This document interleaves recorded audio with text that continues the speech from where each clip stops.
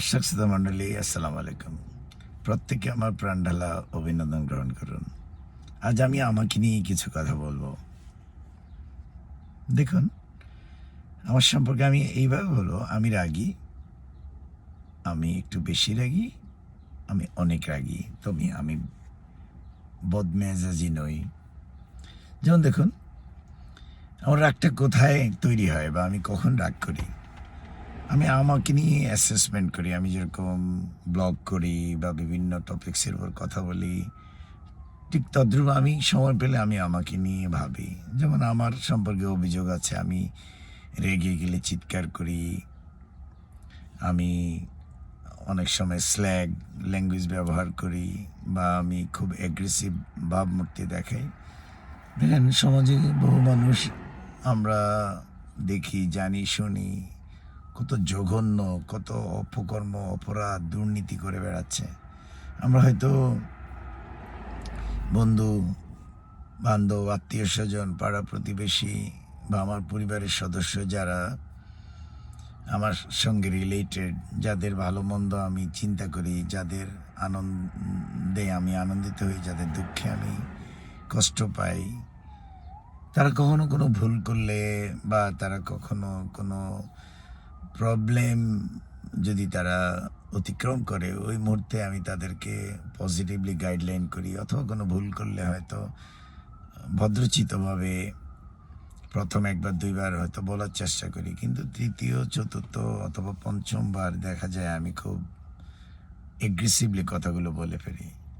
তা আমি যদি ভাবতাম যে কেউ আমার কথা শুনলে শুনলো, না শুনলে নাই, বাট আমি চিৎকার কেন করব, সে শুনবেই না, এটা তার ম্যাটার।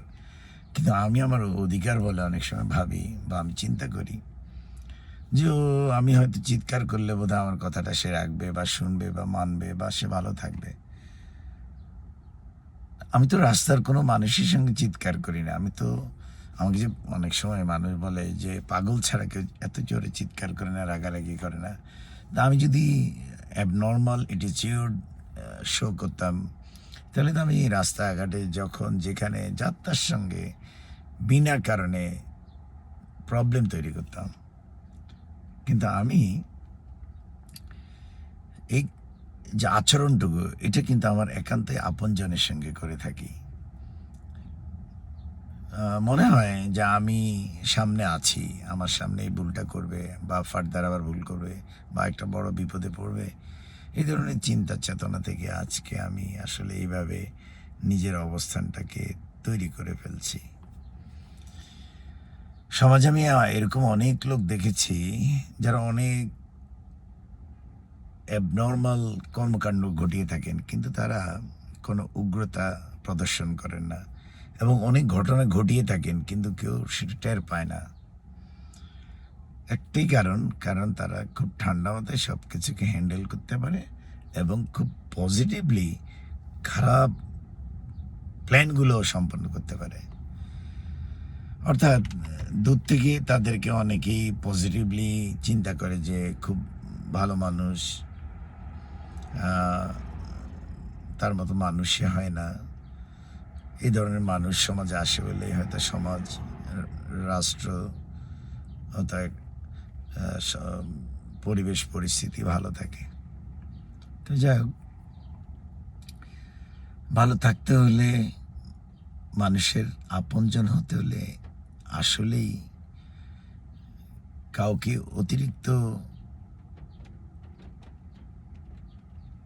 ভালো করতে গিয়ে বা ভালোবাসার বহিঃপ্রকাশ ঘটাতে গিয়ে নিজের অবস্থান নষ্ট করা সঠিক নয়।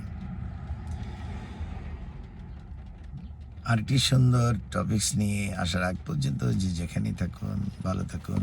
আল্লাহ হাফেজ।